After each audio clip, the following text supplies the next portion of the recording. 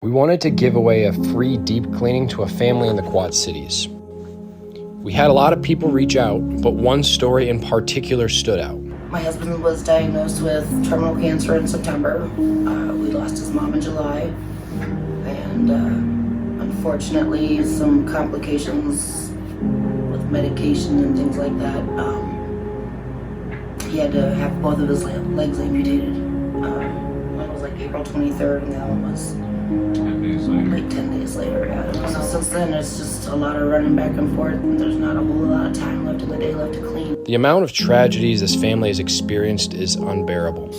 The least we could do was clean their house for them. Like many things, cleaning is taken for granted until we lose the ability to do it for ourselves. Seeing the smile brought to their faces from this cleaning, it just reminded me of the importance of appreciating all the little things. We were so moved by their story that we started a GoFundMe for this family. And if you'd like to donate with us and help out, just go to the link that you see on the screen now. It was nice to come home to a clean house. Good. At least have a moment at home. That was comforting.